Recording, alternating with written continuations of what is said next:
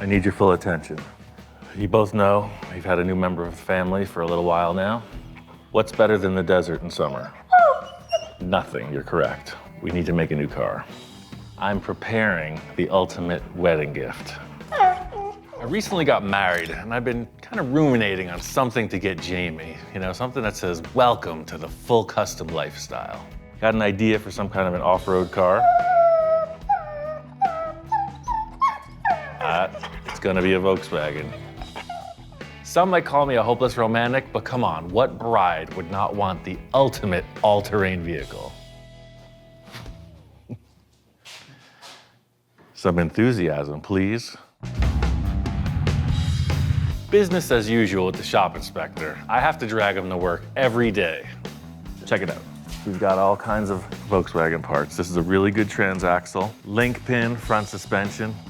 Look, you're drooling all over it. This is not just junkyard castaway stuff, you know, this is part of my prized possession. You know, everything here has been curated, documented, and stored. Got all these parts for the engine. Old school 70s steering wheel. It's got the chrome. Still not respecting. He's a tough customer, questions me every step of the way. We got paddle tires. I mean, we could go to the sand and the desert. He's not impressed. Dude has really come to be known as the world-class shop inspector, and apparently all that attention has gone to his head. I mean, what, you went on a vacation without even telling me? You come back with a souvenir? The tropics don't work for a dog like you. You're gonna get sunburned. Life isn't all coconut drinks and long walks on the beach. You know, there is work to be done in the shop. This is your home. You're here to inspect. So I know it's gonna take some convincing, but I got a couple leads. A friend of mine's a Volkswagen fanatic. I'm not sure what he has to offer, but he said, if you're looking for off-roading, I got the things. Just sit here and try to look handsome. The wonderful expanse of the desert allows every one of us to really hoard some good stuff. Hey, Ian. And my friend John is no exception. Oh, wow, look at that. Right out the gate, I spot treasure. This is cool. It's like a Baja Bug, but for drag racing almost, with these tires on it.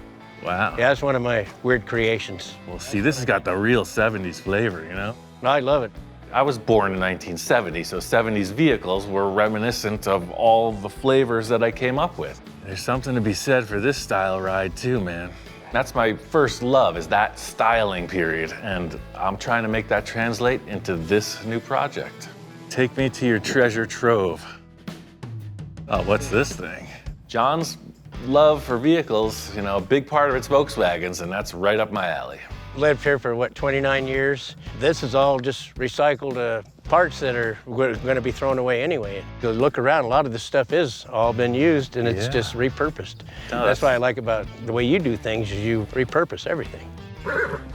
John is also a purveyor of fine wild beasts, and he's doing a lot of horsing around. You got Volkswagens, you got horses. Like I say, with all my other collections, I have a couple of horses, too. A horse collection. So these things are just for flies, to keep the flies off their eyeballs? Yeah, that's just a fly mask. That's what they actually call it, the fly mask. That's a big one, that's a little one. I think John's onto something here. If I could pick up a couple of these fly masks for the inspectors, they may slow down that critical eye. You know, I got those two dogs in the shop all the time, and they do pretty good. Imagine this thing clod hopping around, getting all excited. Yeah, I'd hate to see when it doesn't like what I'm doing, to kick a hole right in the freaking door of the car. There's one thing I don't need, that's more shop inspectors. I've got my hands full as is. But I see your problem with all these animals. You get a lot of bugs. Look at that up in there. There's bugs all over the place. We got a big bug up there. Yeah. And we even got another one there, too. All right. If you ever wondered, like, where did all the Baja bugs go? They're right here. They're everywhere you look. You got to see what I got out here. 68 Type 1, and this one's a 70. Well, you definitely got the Baja bug market covered, man. Some people just need to acquire as many of the same types of vehicles as they can. I got all the goodies out here in the back. It's like he has his own little paradise out in the middle of this wasteland. This is basically the junk pile, but I think you'll like what I have out here, because I think this is what you're going to be really interested in. There's the jewel on the lot right there. That's what I'm talking about.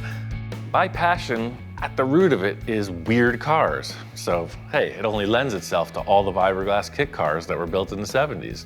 Oh, I got a thing for fiberglass buggies. You don't know, I've done a couple of them in the past.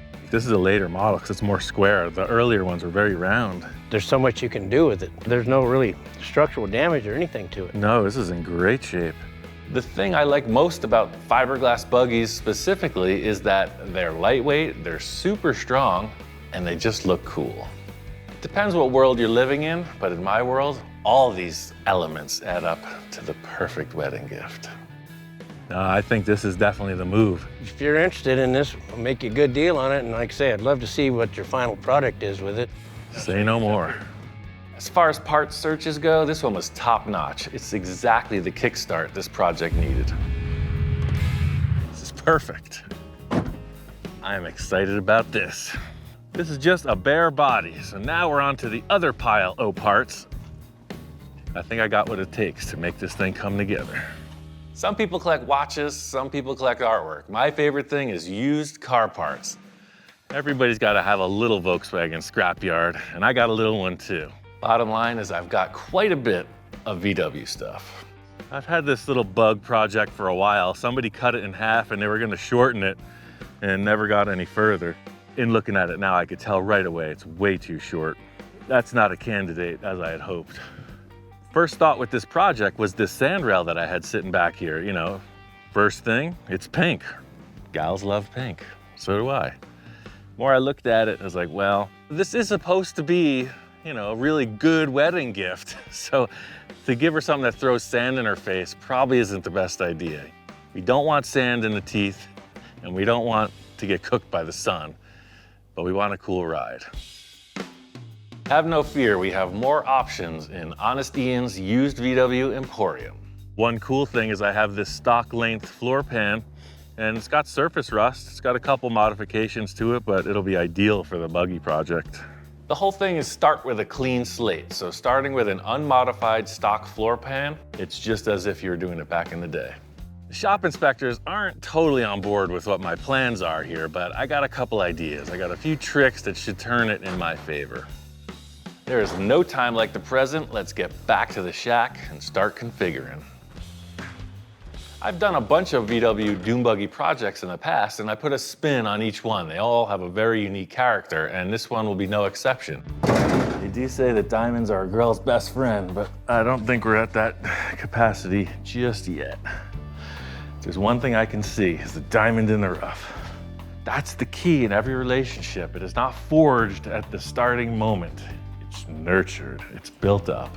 It's a refined process based on respect, mutual admiration, and a lot of money. Solid body, solid chassis, time to get to work. First thing on the agenda is the first thing with every dune buggy chassis, and that is it needs to be shortened. You see how it comes up and over the top? It fits up perfectly here, but when you look at the front, see this part here has to mate with that part here.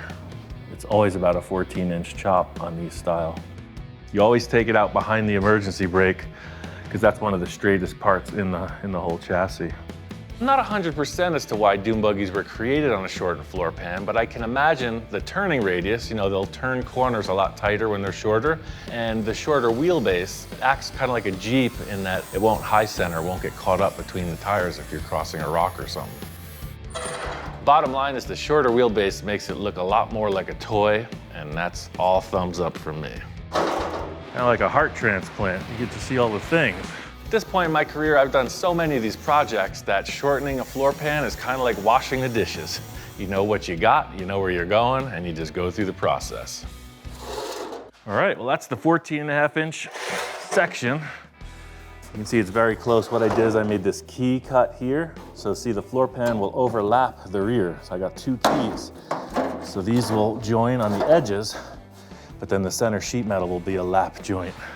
This slice and dice was the first step in our buggy creation, and you know there's gonna be a lot more where that came from.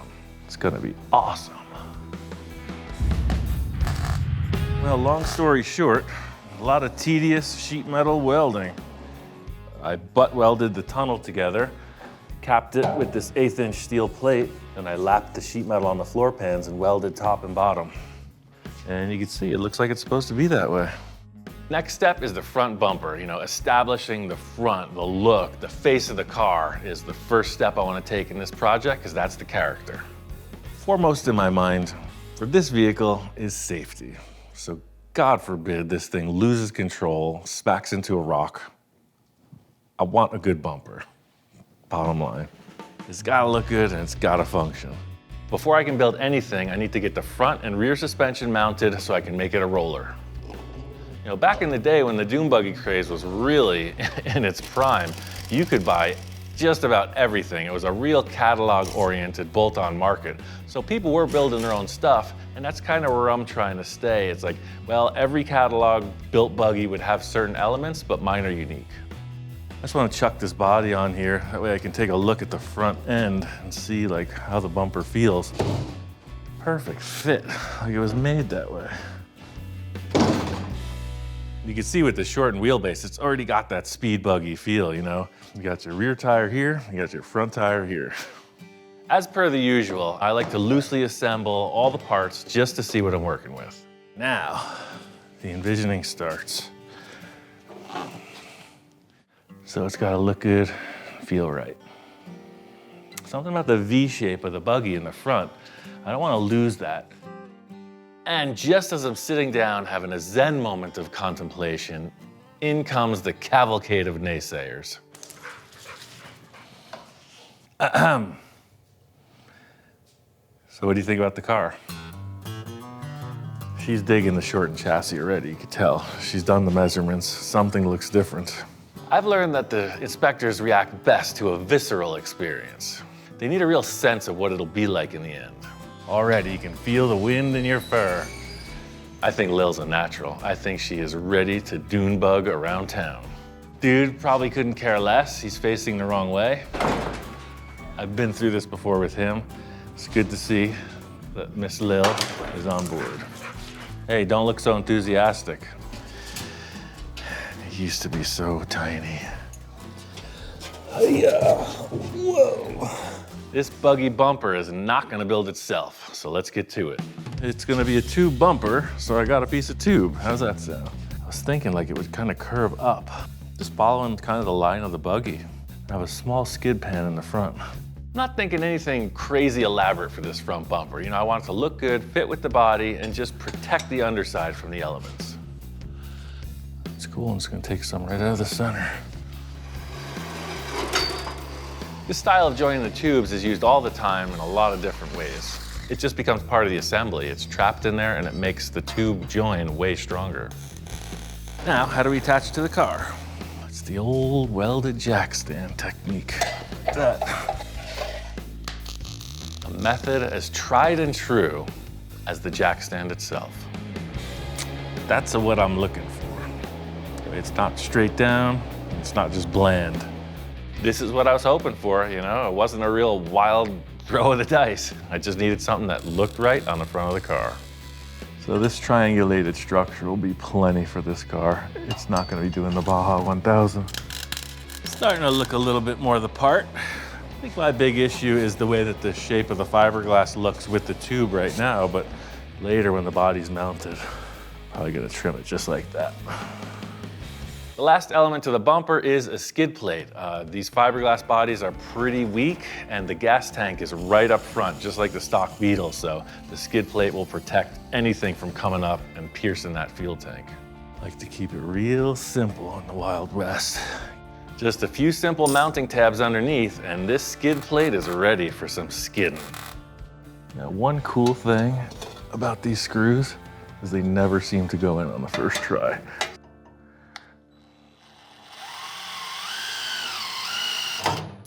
Try number 1. Try number 2. 3. It's a good thing the shop inspectors aren't around because this is the exact type of incompetence that they thrive on. It'll just be between us. Let's get one in. There it goes.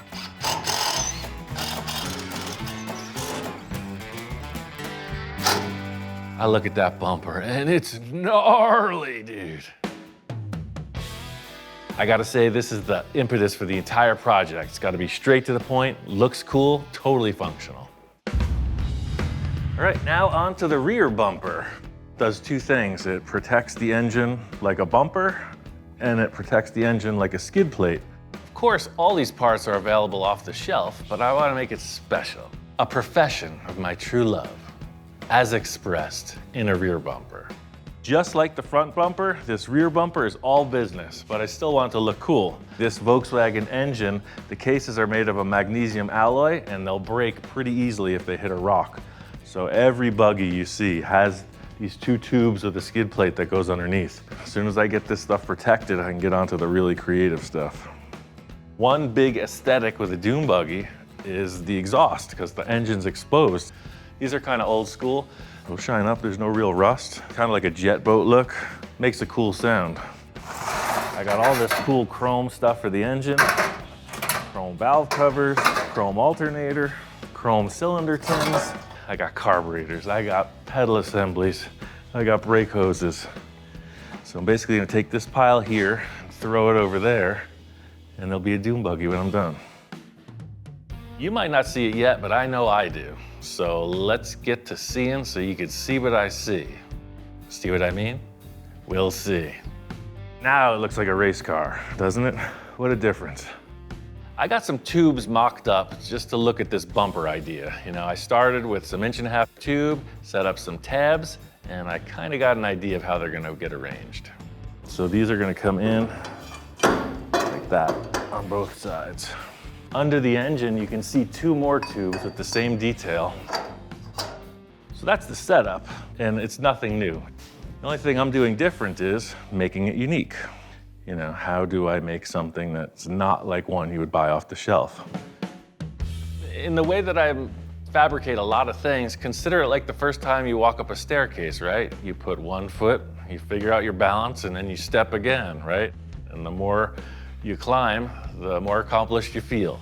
So with these style bumpers, this upper tube is usually perfectly straight. I don't want the bumper coming way out here and then having that thing firing right into it. So I think what I'll do is to match the front, I'll come in with kind of a V design, because I want these 2 tubes to be parallel on both angles and just go under the exhaust and over. Primary importance, first step is to protect the engine. Second step is have it act like a bumper. Third step, try to make it look cool and see what it could do. One step at a time. It's a pretty straightforward project, and it's another case where these sleeve inserts really streamline the process. So it might be just a bit too wide. Let's see.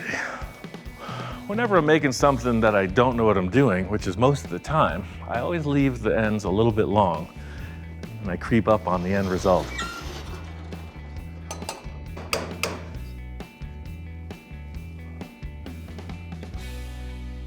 Looks good in tint.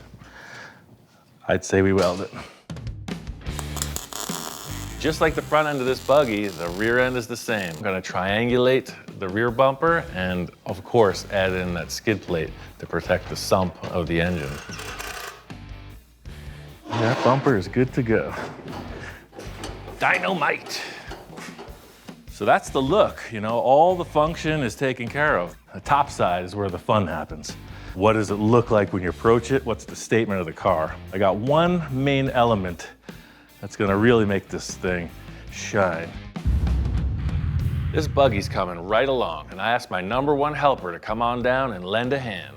Well, thanks for coming by, man. I got this top secret, ultra special project. Oh, well, that sounds like fun. Observe this.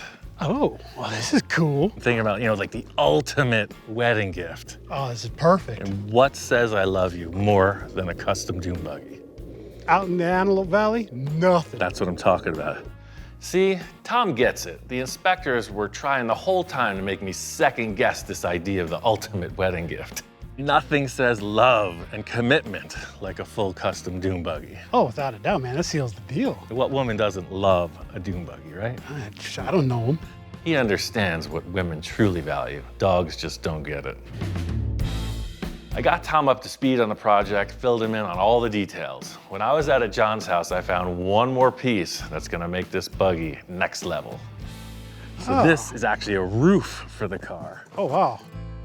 What got me about this, it's almost like a 64 Impala where it's got that little subtle ridge in it. I've never seen a buggy roof like this. This is definitely one-off. It gives the car attitude. Yeah, that was the whole thing with this. You know, it's so cool, and that's what John said. He's like, I saw this at the swap meet. I traded a guy a special transaxle for a dune buggy, etc. He's like, I love it too. That's why I'm showing it to you, so you can't have it. Okay, so you can't have it, but so what are we supposed to do with it? He's letting me have it, but I can't have it, and he needs it back. Okay, so wait a minute. You can't have this. It has to go back to him. That so is that means we correct. can't use it. We can use it, but we can't keep it. All right. It's like one of those riddles. I'm kind of confused. What are we supposed to be doing? If you step into the lab, all will be revealed. We're off to a perfectly good start. Tom is thoroughly confused, and I'm having a good time. So check out this contraption. Hop on the other side. So I want to make a mold of this thing, so we'll have 2 or 3 roofs. I'm going to mix up plaster and make a hard plaster mold. Oh, That way I could steal the shape and I can give him back his original, and I still get to keep one. I like the way you think, man. Yeah. That's a great idea. I put this tarp down. It's gonna get drippy. It's gonna be dusty. It's gonna be a heck of a good time. I cut up a bunch of strips of paper, and I got a bunch of modeling clay and a staple gun. The first thing is to create like a little shelf all around this so that when the plaster is falling, it lands, and as it hardens, we can push it up onto this piece. Now, there is something to be said for winging it. Like, how does anything happen for the first time, right? There's validity to winging it. So that's exactly the thing here. I've done this before, but I wouldn't say I'm proficient. So here goes everything. So you went to culinary school. You're a chef. You know how to make a cake. Yeah, yeah. So you pour the batter in, you cook it, and you take the cake out, and that pan is the mold. Got it, yeah. So that's the cake. We're gonna make the cake pan. Gonna make the pan so we can make you your own cake. That's exactly right. I can dig it. Some say you can't have your cake and eat it too, but I beg to differ. When you're making a cake, what do you do to the cake pan before you pour anything in it? You gotta grease it. Aha! General purpose super lube cartridge. This was in this barn when I cleaned it out. This stuff is from like 1943. Oh, wow. So it's gotta be good dinosaur juice. Kind of like the smell. The purpose of this lube on the fiberglass is to create a release agent. The 2 panels won't be glued together when we're finished, because that would be a disaster. While you're doing that, I'm gonna set up some plaster. This is where the real mess starts. Concentrated evil. The more you mess with this, the dirtier it gets. It's like playing with powdered donuts. This is a very hands-on approach and not a spectator sport. I like that old school technique you're using. Gotta get all the lumps out. Get in there and mix it up. Oh man, this is gonna set way too fast. Yeah, it said 20 minutes, it was more like 1 minute. Mucho bueno. Now we're making progress. It looks like a giant mess. I mean, a nicely shaped mold. We got those edges bulked up. I'm gonna try to just lay this over the top, kind of like syrup. As disheveled as this thing looks, I know there's a history to this process, and it's worked out before. You know, this is how Ed Roth made his fiberglass cars. But he didn't make a female mold. He actually made the car body like this and then put fiberglass on top of it. That's why when you see old pictures of Ed Roth in his shop, and there was just like plaster and wood and fiberglass everywhere, because it gets a little loose. All right, so now we take all this burlap and we just start coating it. Slap it. Dip it and slap it, huh? That is correct. So just like you got a cast on your leg, it's the same thing. Now all we have to do is let this thing dry, and the beauty will be released, like a moth emerging from a cocoon. Man, you weren't kidding when you said it's gonna make a mess. And you know what Ed Roth said? What did he Big say? mess, big success. Sheesh. Tom, we've done wrong. I don't think the plaster was a good choice, in hindsight. Dude, what happened? You know, I was here alone, I was feeling ambitious. I put a strap around it. I tried to lift it up on the chain hoist. And when I rotated it to flip it over, every time I moved it, it just came apart more. There's a lot of different definitions of what happened here. One of them may have been catastrophic failure. They all add up to the same thing. Nothing here is usable. I really thought that this was going to work out. You're not the only one. Sometimes the dice don't fall in your favor, but you get up and live to work another day. As soon as I saw that crack the first time, I knew it was game over. That's why it's all crunched up. I balled it up and threw it in the corner. I set it back up and I made a new mold right after that, same day, back to back. This is a mold? Yeah. I thought this was the roof. No, this is the new and improved mold. It's the same concept, but it's fiberglass now. Oh. So this is what we're supposed to have with the plaster. So see, you can just lay it upside down, and now you have that perfectly smooth, finished shape. There's your negative of the roof. Dude, why didn't we just do this to begin with? I was trying to get creative, man. It's nothing like a challenge, right? Oh, this is what we're looking for, a perfectly smooth, negative copy of this fiberglass roof. So let's get this mess cleaned up a little bit, and then we'll get on to the positive side of things. I can dig it. Now that we have our negative mold solidified, our cake pan, it's time to get to baking.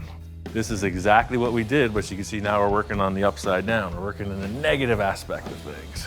For those that have followed me on my sports car adventure, this is the same process. It's a basic lamination of your project, and in the end, you get a result that looks like the piece you're hoping to make. Just try to work it as quick as possible. Some may say, Ian, that's a lot of work for such a simple roof, but I want it unique, I want it custom, I want it my own. So I'm just gonna keep on slogging through to get what I need in the end. Well, this is the fiberglass part of the fiberglass operation. See, I got this really dense weave. You see how meshy it is? It's like a really nice, almost like you can make a disco suit out of it. Yeah. It'd be pretty uncomfortable, but this provides a really strong surface when it's all done. This is the story of fiberglass laminating. You paint the resin into this mesh, and then you do multiple layers depending on how thick or rigid you want it. I'm probably gonna stop with about 3 layers across the whole thing, and then the edges will be built up to about 5. It's got a really interesting stank.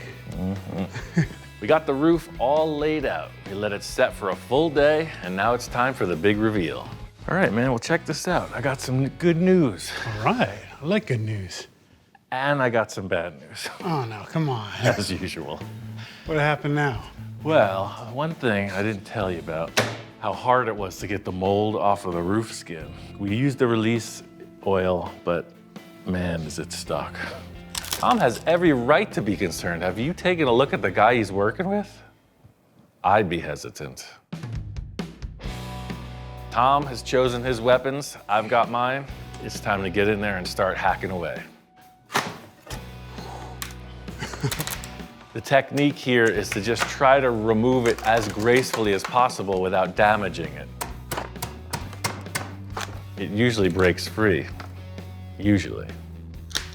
I'd really like to avoid doing this a third time. Same.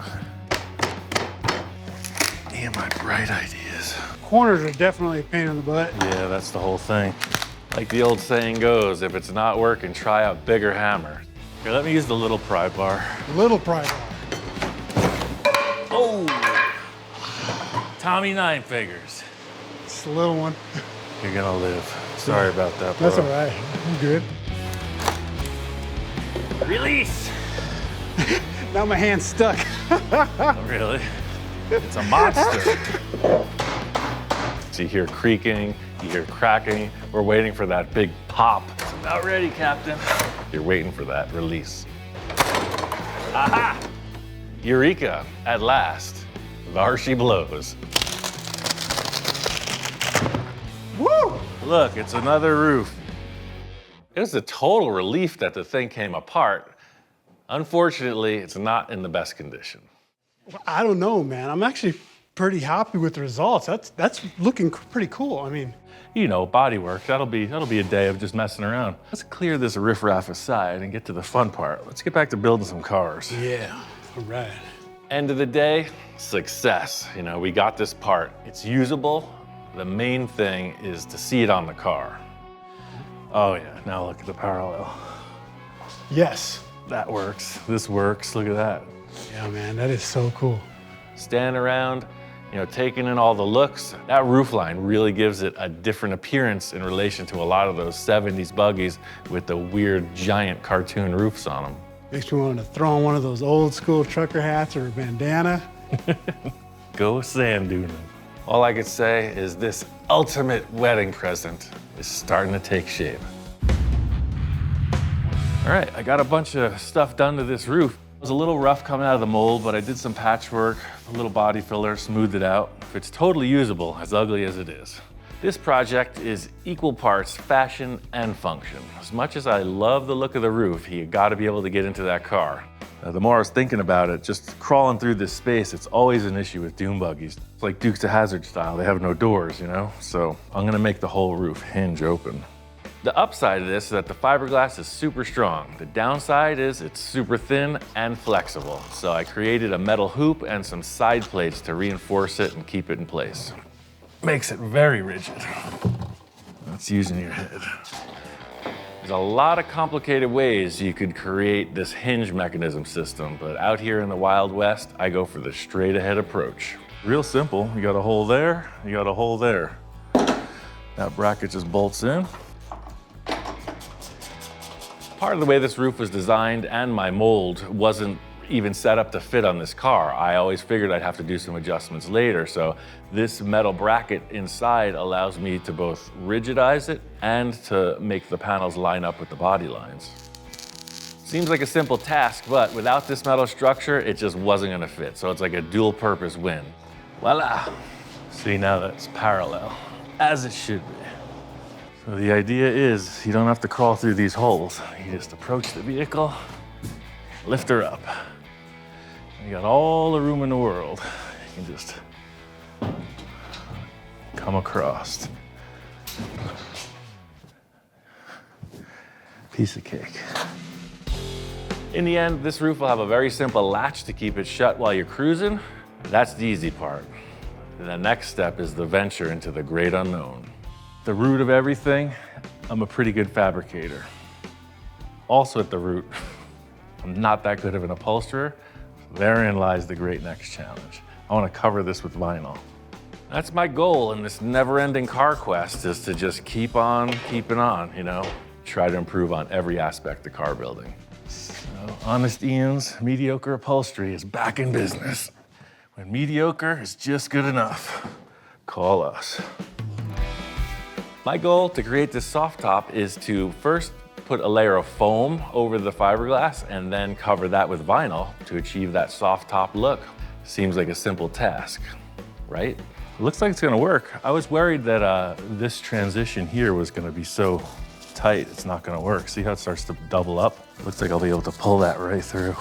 I'm pretty much just gonna stretch this across, trampoline style, and glue it underneath. And then when I put the vinyl on, I'll spray the vinyl, glue it to this. It's hot in the desert. This buggy's gonna live primarily outdoors, so I want this top to, you know, kind of stay fitted looking. The worst thing you wanna see is as you're driving, this vinyl's like flapping in the wind. So that's the chief element here, is to try to keep it stretched taut so that it looks good in hot and cold weather. That worked. Surprise, surprise. With all the different colors and whatnot, you know, it looked like it was really, really uneven, but you can see with this stretched over, works perfect. Picked up some white vinyl to finish off the roof, but the story doesn't end there.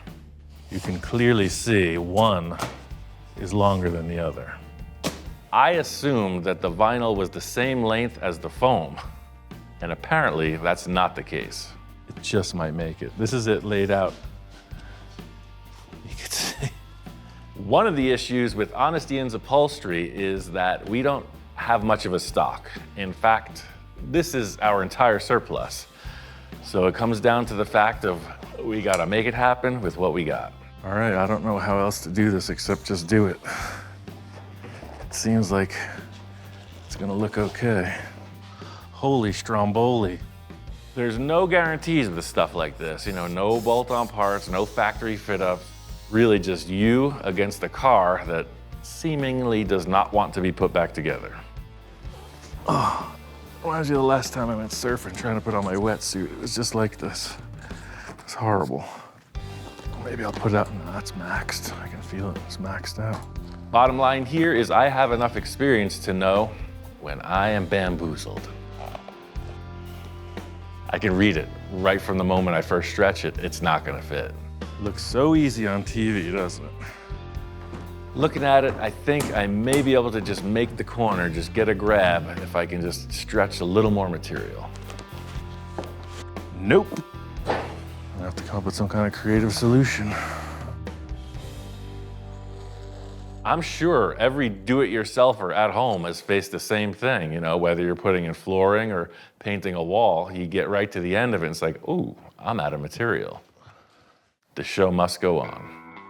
The big thing here was if I got a wrinkle in the center of this, there was no way around it, so I really paid attention to the center. I just got away with it. But all in all, that's a good look. Talk about putting lipstick on a pig, watch me go. Next up is the paint, and that will offer me some time to consider my creative solution for this roof issue. Called in my buddy Alan to help out with this paint job. He lives way out in Texas where he's developed a solid reputation as a paint and body man. I think he's a perfect fit for this project. Wow, This looks nice. Used to having people coming and checking on my work, now I get to do that. So you got the second coat of primer and it looks all blocked out. She's smoothing out. It's good to have you on this. Thank you. I figure there's no better way than to get Alan up and running with a little shock and awe, you know, really let him know what's at stake. This is actually a wedding gift for Jamie, my wife. No pressure at all there. Yeah, no pressure. Just do your best work and hopefully she likes what you did. The thing is, I mostly enjoy working with other artists, you know, guys that are gonna have an opinion, guys that are gonna push me outside my normal comfort zone. I've seen his projects and I want him to be a part of what I'm doing. You know, everybody's got just the metal flake dune buggy, right? Right. So I do want to put some flake in it, but I was thinking some kind of design, I don't know. There's so many directions we can go with it. We can go Houston style if you want, throw some candy with some swingers, you know? So it'll actually be sitting this tall, right? Just some There you big, go. big freaking 28-inch rims and chameleon fade across the front. We are off to a good start. Alan's thinking outside the box, and that's exactly the avenue I'm traveling with this. This is where the gas tank filler comes in. What somebody did, where the gas tank comes out, they had this shifter boot. And it's kind of a weird thing, but when I lined it up with the gas tank, it worked, so I left it. I was thinking some kind of graphic that maybe this got painted the same color as the body, I don't know. In addition to all of his other work, Alan spent time in the paint booth with Gene Winfield. I know you work with Winfield, and you know, his stuff is the fade, so like he would have like a darker color radiating up over the panel with like a highlight down the center. And Yeah, he's known for most of his fades. We think he gets his inspiration from the sunset because he's out there watching it. You know, and you see all the different colors and kind of see his mind just working. So I've never really been able to play like where someone say, hey, do whatever you want on this. that's where we're at, man. So that's where we're at here. So definitely I want to take the desert, take all the colors you see in nature. If we can mix it into this, it'll be a piece of nature sitting out here.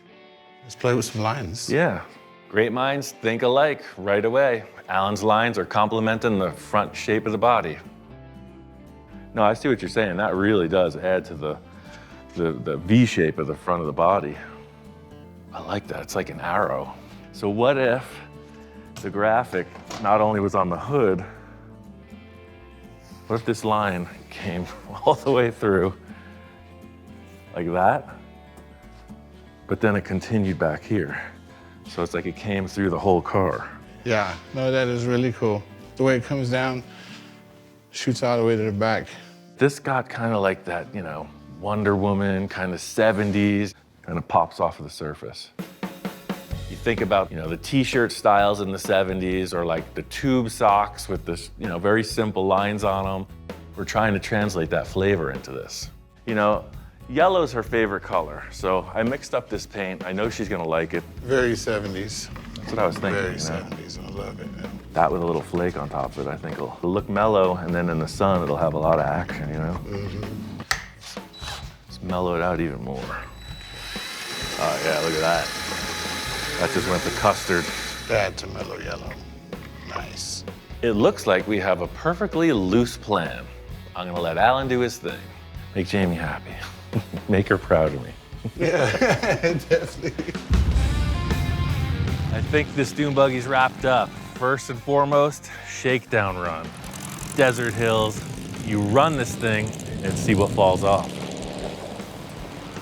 The terrain around this area is pretty unique. It's not like sand dunes. That's why I chose the tires I did, because this thing, it's like a little tank. The short wheelbase, and when you put big tires on them, they bounce around. Watching them go is only half as fun as actually being in a driver's seat. Alan was a huge help on this paint work. It's very simple, but there's a couple of details in there with the metal flake that really makes it count.